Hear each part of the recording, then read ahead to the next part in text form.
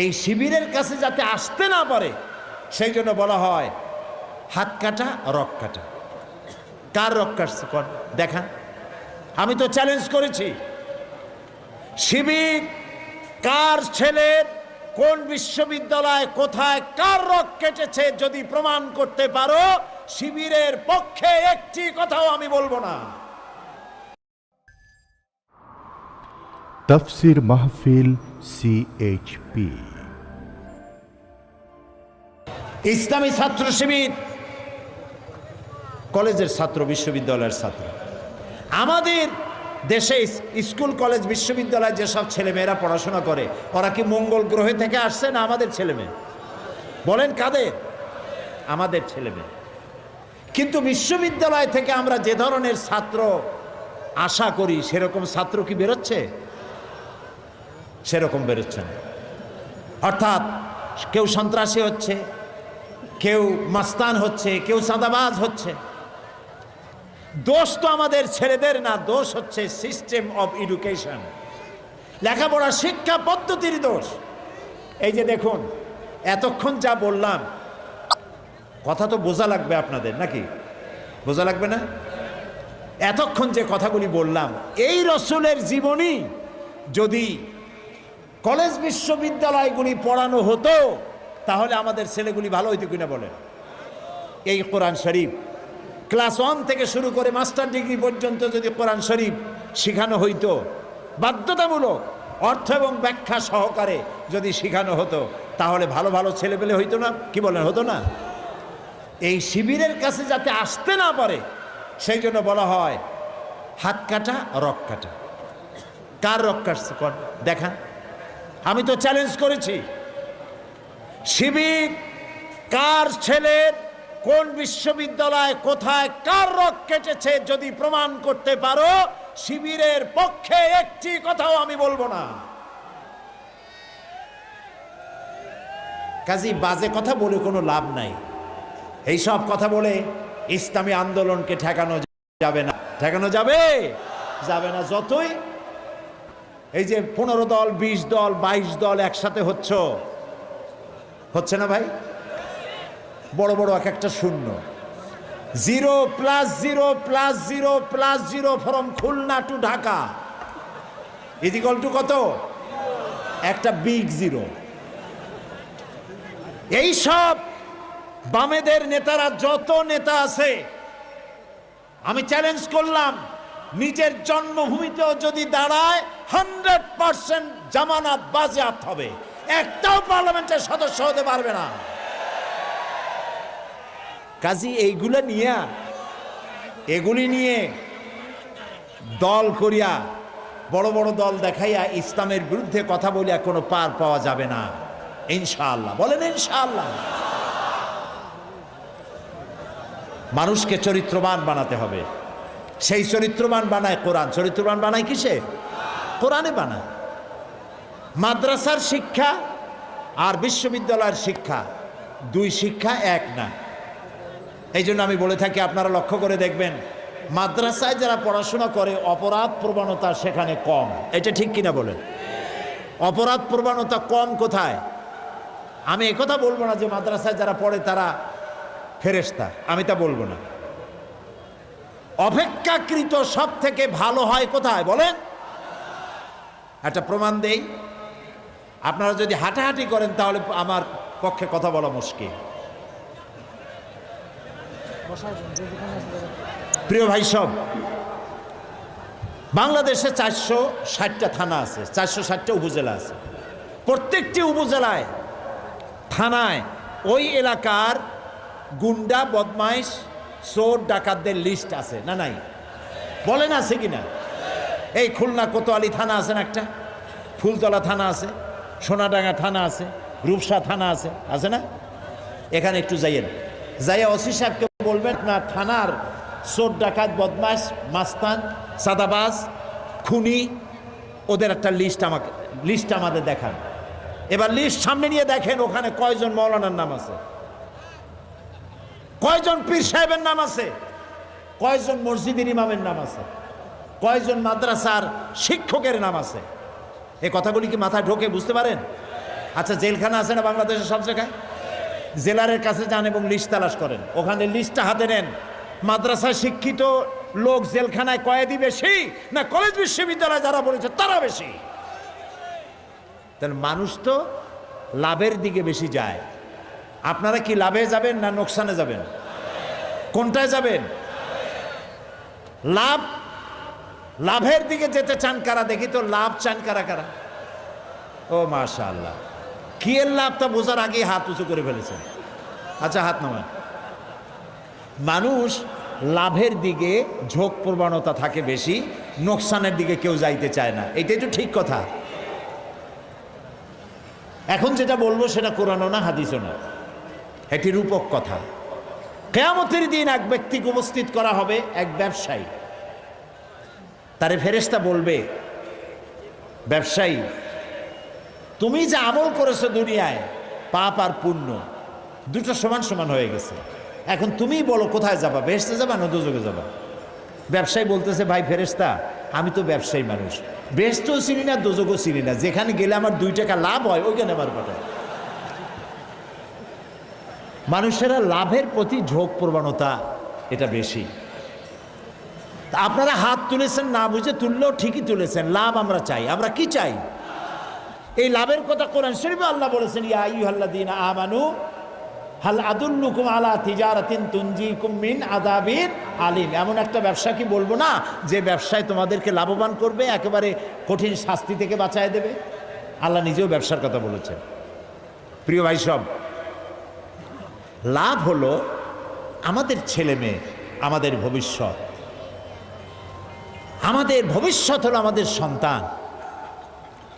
এই সন্তানগুলি যদি ভালো হয় তাহলে আমার কিসমত ভালো, সন্তান যদি খারাপ হয় কপাল পোড়া। কতটা ভালো হইতো যদি আমরা মরে যেতাম আর আমাদের কবরের, আমাদের জানাজার লাশের সামনে এসে দাঁড়ায় যেত আমার ছেলে জানাজার ইমামতি করার জন্য। শুনতে কেমন লাগে? খারাপ লাগে না ভালো লাগে?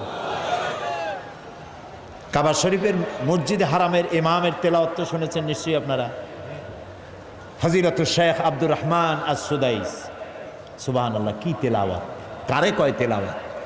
মানুষ পাগল হয়ে যায় তেলাওয়াত শুনে। তবে যেমন তেমন ইমাম না, ওনারা পূর্ণ ফুল মিনিস্টার, একজন ক্যাবিনেট মিনিস্টারের মর্যাদা রাখেন। কাবার ইমাম, ডক্টরেট ডিগ্রি হোল্ডার, বড় আলেম। মসজিদে নববী এবং কাবা শরীফে যে ইমাম, আমাদের দেশের 2-4 জন আলেম আছে কিনা তাদের সমকক্ষ আল্লাহই ভালো জানে, এত বড় আলেম। শেখ আব্দুর রহমান আস-সুদাইস মা মারা গেছেন, কাবা শরীফের সামনে মায়ের লাশ, ছেলে জানাজা পড়তেছে, আল্লাহু আকবার। মুসল্লিদের মধ্যে কান্নার রোল পড়ে গিয়েছে। কি ভাগ্য এই মহিলার, কি সন্তান পেটে রেখেছে কাবার ইমাম! আল্লাহু আকবার। আল্লাহর দরবারে মঞ্জুর হয়ে যাবে। আহারে, ছেলেটারে মাদ্রাসায় দিলেন না, মাদ্রাসাটারে আউটডেটেড মনে করা হলো। মাদ্রাসায় দেবে কি? ছেলের নামটাও আরবিতে রাখবে, মুসলমানি রাখবে, তাও পছন্দ হয় না। ছেলের নাম তো বল্টু। এই যে বল্টু, মন্টু আর সেন্টুরা, এরা কিন্তু জিন্দিগিতে কিছু করতে পারবে না। আপনি দেখেন, এইসব হাবিজাবি নামের লোক পৃথিবীতে কিছু করতে পারছে নাকি? খোঁজেন, খোঁজেন। আপনি নাম খারাপ রাখা আপনার ছেলের সাথে আপনি শত্রুতা করেছেন, আপনার মেয়ের সাথে শত্রুতা করেছেন। আর আকাশ হোসেন, বাতাস খাতুন, এইসব নাম হইল বল্টু, মন্টু, ডবলু, ওবি, কপি, এগুলি নাম। আপনি কি কোনোদিন দেখছেন কোন অলিউল্লাহর নাম এরকম? হজরত মন্টু রহমতুল্লাহ আলাইহির মাজার। এখন ওয়াজ করবেন হজরত মাওলানা বল্টু সাহেব। কি আশ্চর্য! কেন এই নাম রাখেন? সাহাবীদের নাম পছন্দ হয় না? আলেম ওলামাদের নাম পছন্দ হয় না? কোরআন শরীফ দেখে দেখে ভালো ভালো নাম রাখবেন। আরবি নাম আলেমদের কাছে জিজ্ঞাসা করে অর্থবহ নাম রাখবেন। আর নিয়ত করবেন, আল্লাহ আমার ছেলেটারে হাফেজ বানাবো, আমার ছেলেটারে মাদ্রাসায় দেব। লাভ তো এখানে। কলেজ বিশ্ববিদ্যালয় পড়লে ওখানে শিখবে কি? অঙ্ক, ইংরেজি, geometry, mathematics, algebra, philosophy, modern science, computer, ইত্যাদি, আর কিছু শিখলো না। কিন্তু মাদ্রাসায় যদি দেন, কম্পিউটার শিখবে, ম্যাথামেটিক্স শিখবে, অ্যালজেব্রা শিখবে, জিওমেট্রি শিখবে, ফিলসফি শিখবে, মডার্ন সায়েন্স শিখবে, প্লাস কোরআন হাদিস শিখবে। সুবহানাল্লাহ কোন, বোথ সাইড কমপ্লিট করলো। খারাপ হইল না ভালো হইল? তো লাভের দিকে যাইতে হলে তো এদিকে আসতে হয়। কলেজ বিশ্ববিদ্যালয়ের দোষ না। আমরা চাই শিক্ষা ব্যবস্থা এমন হোক, কলেজ থেকে যে, বুয়েট থেকে যে ইঞ্জিনিয়ার বের হবে সে মুসলমান ইঞ্জিনিয়ার হবে। ওখান থেকে বের হয়ে ইঞ্জিনিয়ার হয়ে এসে রাস্তায় ফাঁকি দেবে না, ব্রিজে ফাঁকি দেবে না, বিল্ডিংয়ে ফাঁকি দেবে না, পকেট সমস্ত সিমেন্ট রড খাইয়া 1 বছরের মধ্যে ব্রিজ ভাঙ্গে জাহান্নামে চলে যাবে, এরকম হবে না। কথা পছন্দ হয় না, খারাপ লাগে? এইরকম ইঞ্জিনিয়ার আশা করি, এরকম উকিল আশা করি। এমন লেখাপড়া শিখবে কলেজে বিশ্ববিদ্যালয়, এমন উকিল বেরিয়ে আসবে যে মুসলমান উকিল হবে, ওখানে ওকালতি করবে, আবার মসজিদে ইমামতি করারও যোগ্যতা রাখবে। ডাক্তার হবে, মানুষের সাথে ভালো ব্যবহার করবে, বলবে আমি তোমার রুগীর কাছে গিয়ে বলবে আসসালামু আলাইকুম, আপনার অসুখ যা হয়েছে মন খারাপ করবেন না, আল্লাহ ভালো করে দিবেন, আপনি ভালো হবেন, নামাজটা পড়েন ঠিক মতো, শুয়ে পড়েন, বসে পড়েন, যেমনি পড়েন নামাজটা আদায় করেন। এরপরে তাকে ওষুধ দিল, ভালো ব্যবহার করলো, তারপরে নিজেও জামাতে নামাজ আদায় করলো। এইরকম মুসলমান ডাক্তার চাই, এরকম ডাক্তার না হসপিটালও ডাক্তারি করে, বাড়িতেও চেম্বার, ওখানে সময় দেওয়া কম, এখানে সময় দেয় বেশি, যেহেতু ওখানে পয়সা কম, এখানে পয়সা বেশি। এক চোটে অনেকগুলি রুগী দেখলো, রুগী দেখতে যত দেরি, বাইর করতে মোটেও দেরি নেই। আর ব্যবহার কি? আর সব ডাক্তার এরকম না, ভালো ভালো ডাক্তার নিশ্চয়ই আছে। রুগী দেখে কয় বাবা তুমি এখনো মরো নাই, তে রুগী তো এমনিই মরবে, আপনি না সান্ত্বনা দিবেন। এরকম মুসলমান ডাক্তার চাই, ঠিক বললাম কি না? সুতরাং বিশ্ববিদ্যালয় এই কোরআন শরীফটা যদি পড়ানো হইতো, বাধ্যতামূলক সকাল একেবারে নিচের থেকে নিয়ে মাস্টার ডিগ্রি পর্যন্ত কোরআনের অর্থ এবং ব্যাখ্যা সহকারে পড়তে হবে। অন্তত আম পাড়ার মতো একটি পাড়া, 30তম পাড়া মুখস্থ করতে হবে। আমি একবার দুবাইতে, সেখানে, আপনারা কি বিরক্ত হচ্ছেন নাকি? আমি শেষ করে দেব তাড়াতাড়ি। ট্রানজিট, কিছু সময়ের জন্য আমাকে থাকতে হবে, তারপর অন্য ফ্লাইট ধরবো। তখন ফজরে রক্ত হয়ে গেছে। আমি উজু করে, এয়ারপোর্টে মসজিদ আছে, সেখানে এয়ারপোর্টের ভিতরে মসজিদের একটা রুম নেওয়া আছে, সেখানে গেলাম। যে দেখি নামাজ শুরু হয়ে গেছে, এত চমৎকার তেলাওয়াত, লম্বা তেলাওয়াত করলেন ইমাম। আমি নামাজ শেষ করে মনে করলাম বড় আলেম হবে, এত সুন্দর তেলাওয়াত করলো। তাকায় দেখি মাথায় টুপি টুপি নাই, গায়ে শার্ট, পরনে প্যান্ট। এরপরে পরিচয় করলাম, যে প্লেনে আমি যাব সেই প্লেনের ক্যাপ্টেন। দেখছেন অবস্থা, সৌদি আরবের ক্যাপ্টেন।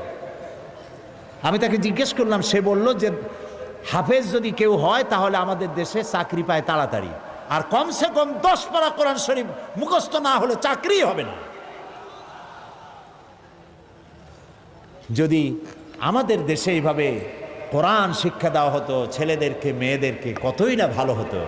আমার ছেলে মেয়ের কোনো দোষ না, সিস্টেম অফ এডুকেশনের দোষ। এটাকে পরিবর্তন করার জন্য আমরা চেষ্টা চালাচ্ছি। আল্লাহ যেন কবুল করেন, বলেন আমিন, জোরে বলেন আমিন। দেশ এখন আগের থেকে অনেক ভালো পর্যায়ে এসে গেছে, ঠিক না ভাই? ঠিক না? কাঁচামরিচের দাম নিয়ে খুব চিল্লাপাল্লা করতেছিল। কাঁচামরিচ 160 টাকা এই দেশে থাকবো না, গেল না কিন্তু কেউ। ধনিয়া পাতা 200 টাকা, বেগুন 80 টাকা, কি সাংঘাতিক কথা। তারপরে রোজার মাস তো বেগুন হয়েছে 80 টাকা। পরে শুনি যে বেগুনি আর বানাইতে পারে না, পেঁপেনি বানাইছে। পেঁপে কেটে কেটে পেঁপেনি, বেগুনি হয় না, পেঁপেনি। ভাজা পোড়ায় যদি নোবেল প্রাইজের ব্যবস্থা থাকতো তাহলে মনে হয় বাংলাদেশ পাইতো। এখন যে মূলা 3 টাকা, গরুতেও খায় না, সে প্রশংসা কেউ করবে না। বন্যার কারণে, বৃষ্টির কারণে মালপত্রের দাম একটু বাড়তে পারে।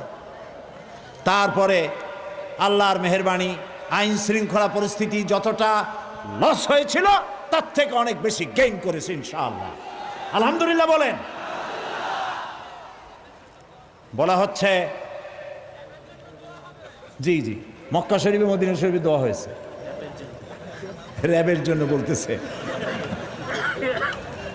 র্যাব নামাতে গোটা জাতি বলেছে আলহামদুলিল্লাহ, শুধু একটি দল কষ্টে পড়ে বলেছে ইন্না লিল্লাহ। তাদের রাজনৈতিক কর্মীদের খুব অসুবিধা, বাইরে দিতে পারে না। যারা বলে সাম্প্রদায়িক সম্প্রীতি বিনষ্ট হচ্ছে বাংলাদেশে, শুনতে চাই কোথায় সাম্প্রদায়িক সম্প্রীতি বিনষ্ট হয়েছে? দেশ নাকি জাহান্নামের প্রান্তে চলে গেছে। আপনাদের সময় কোন হাবিয়া দুজকের মধ্যে ছিল দেশ? তাও একটু কন। আমাদের দেশে সাম্প্রদায়িক সম্প্রীতি বিনষ্ট হয়েছে যারা বলে, তারা 100% মিথ্যেবাদী। এই খুলনায় পূজা হইতে পারছে না, পারে নাই? পেরেছে কিনা? আমার পিরোজপুরে মসজিদের পাশে দুর্গা পূজার গেট তৈরি হয়েছে, মাইক বেজেছে, কেউ নিষেধ করে নাই। আর আমাদের দেশের নাগরিক, ধর্ম কর্ম পালন করার যে অধিকার একজন মুসলমানের আছে, একজন হিন্দুরও 100% আছে। কোনো মন্দির ভাঙা হয় নাই, কোনো দুর্গা মূর্তির হাত পা ভাঙা হয়নি। কাজে মিথ্যে কথা বলে এই জাতিকে বিভ্রান্ত করার দিন শেষ। সাম্প্রদায়িক সম্প্রীতি 100% এখানে ঠিক আছে। আর মৌলবাদ, দেশ শেষ হয়ে গেল মৌলবাদ। এখন টুপি মাথায় দিয়ে ওয়াজ শুনতে আসলে, নামাজ পড়তে গেলে মুখে দাঁড়িয়ে রাখলে যদি মৌলবাদ হয়, ঠেকাইতে পারবে না। যেখানে যাবার সেখানে দাড়ি, যেখানে যাবার সেখানে টুপি, মুহ তুবে খাইছে খুব। যদি এত দাড়ি টুপি পছন্দ না হয়, তাহলে এগুলো যেখানে নাই, যেখানে পইতে বেশি, মেহরবানি করে যান। কে নিষেধ করে? আল্লাহর মেহরবানি, দেশ ভালোভাবে চলছে এবং আরো ভালো হবে ইনশাআল্লাহ, আরো ভালো হবে। আপনারা দোয়া করতে থাকেন, শুধু দোয়া করেন, সঠিকভাবে নামাজ আদায় করুন, ছেলেপেলেগুলিকে মানুষ করুন। আমরা এখন দোয়া করব। দালানো মানুষেরা বসে। খুলনা জেলা, পিতার নাম শিবপদ বিশ্বাস আর ছেলের নাম তারকনাথ বিশ্বাস। সে বলেছে কারো প্ররোচনায় নয়, কারো ভয় ভীতি লোভ লালসায় নয়, নিজ ইচ্ছায় স্বেচ্ছায় ইসলামকে ভালো লেগেছে, মুহাম্মদ সাল্লাল্লাহু আলাইহি সাল্লামের আদর্শকে ভালো লেগেছে, তাই ইসলাম কবুল করার জন্য এসেছে। এবং তার নাম সে নিজে পছন্দ করেছে তারকনাথ বিশ্বাস, নিজের মুসলমানি নাম পছন্দ করেছে ইমরান হুসাইন। আলহামদুলিল্লাহ বলে এখন তাকে কালেমা পড়ানো হচ্ছে। বলো লা ইলাহা, লা ইলাহা, একটু মাথাটা নিচু করো, ইল্লাল্লাহু, ইল্লাল্লাহু, মুহাম্মাদুর, মুহাম্মাদুর রাসূলুল্লাহ, রাসূলুল্লাহ। আল্লাহ ছাড়া, আল্লাহ ছাড়া কোনো ইলাহ নাই, কোনো ইলাহা নাই, উপাস্য নাই, উপাস্য নাই। মুহাম্মদ মুহাম্মদ সাল্লাল্লাহু সাল্লাল্লাহু আলাইহি ওয়াসাল্লাম আলাইহি সাল্লাম আল্লাহর প্রেরিত প্রেরিত রাসূল। রাসূল। আশহাদু আন আশহাদু আন লা ইলাহা লা ইলাহা ইল্লাল্লাহু ইল্লাল্লাহু ওয়াহদাহু ওয়াহদাহু লা শারীকা লা শারীকা লাহু লাহু ওয়া আশহাদু ওয়া আশহাদু আন্না আন্না মুহাম্মাদান মুহাম্মাদান আবদুহু আবদুহু ওয়া রাসূলুহু। ওয়া রাসূলুহু। আমি সাক্ষ্য দিচ্ছি, আমি সাক্ষ্য দিচ্ছি, আল্লাহ ছাড়া আল্লাহ ছাড়া কোনো ইলাহ নাই, কোনো ইলাহা নাই, মাবুদ নাই, মাবুদ নাই, উপাস্য নাই, উপাস্য নাই। তিনি এক, তিনি এক, তিনি একক, তিনি একক, তার কোনো তার কোনো অংশীদার নাই। অংশীদার নাই। আমি আরো সাক্ষ্য দিচ্ছি, আমি আরো সাক্ষ্য দিচ্ছি, মুহাম্মদ মুহাম্মদ সাল্লাল্লাহু সাল্লাল্লাহু আলাইহি আলাইহি ওয়াসাল্লাম ওয়াসাল্লাম আল্লাহর বান্দা বান্দা এবং তার প্রেরিত রাসূল। এবার সবাইকে বলো আসসালামু আলাইকুম। সবাই জবাব দেন। এখন রাসূলের হাদিস অনুযায়ী বক্তব্য হচ্ছে এই যে আমরা যত লোক এখানে বসা আছি, ছোট্ট ছোট্ট কচি কচি মাসুম বেগুনা বাচ্চারা ছাড়া আমরা সবাই গুনাহগার। এই যুবকটি এখন নিষ্পাপ, বেগুনা। মা যেমন বাচ্চা প্রসব করে বেগুনা নিষ্পাপ, কালেমা পড়ার সাথে সাথে এই লোকটিকে আল্লাহ তাআলা সেইভাবে নিষ্পাপ করে দিয়েছে। আমি এই বিশাল জনসমুদ্রের পক্ষ থেকে আল্লাহর এই নিষ্পাপ বান্দার সাথে আলিঙ্গন করছি।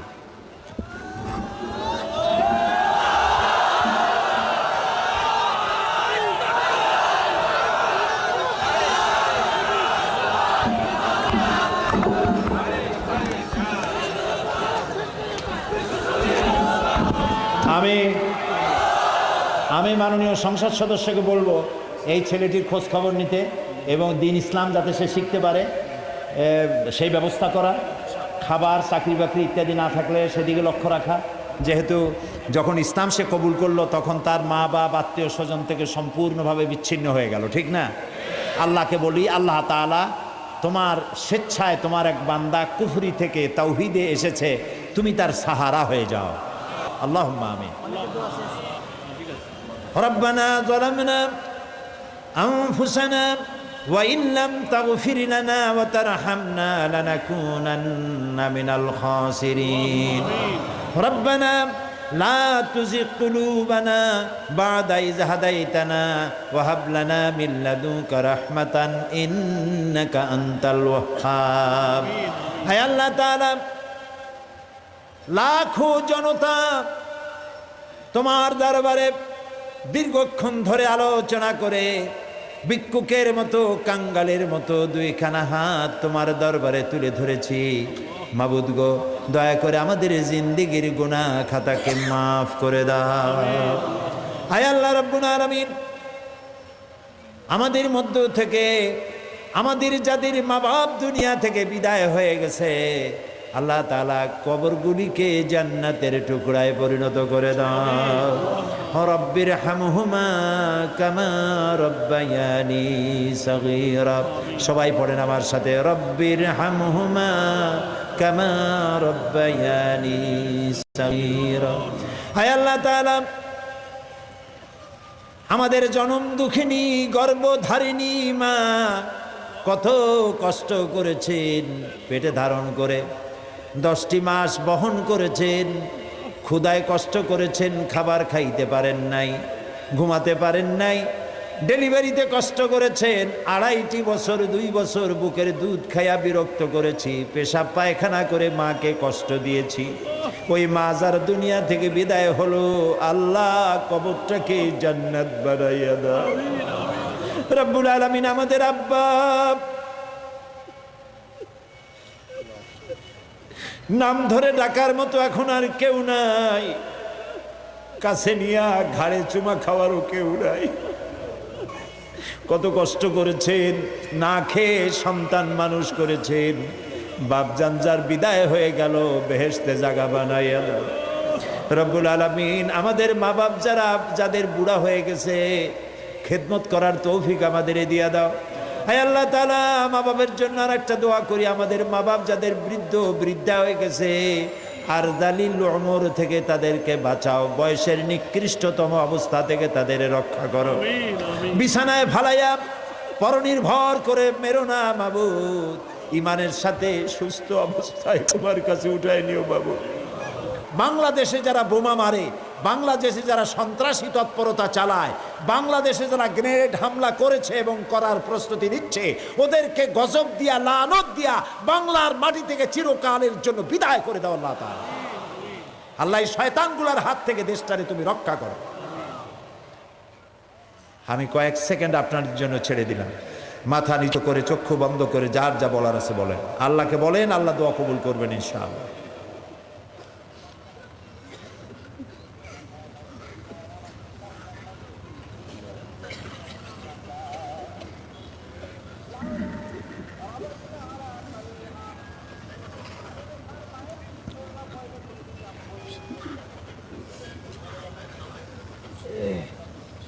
হায় আল্লাহ, তোমার বান্দারা মনে মনে কি বললেন, বান্দা বান্দিরা তুমি নিশ্চয়ই শুনতে পেয়েছো। আল্লাহ তাআলা, তুমি দয়া করে প্রত্যেকের দিলের নেক আশাগুলি পুরা করে দিও। রব্বানা তাকাব্বাল মিন্না ইন্নাকা আনতাস সামিউল আলিম ওয়া তুব আলাইনা ইন্নাকা আনতাত তাওয়াবুর রহিম।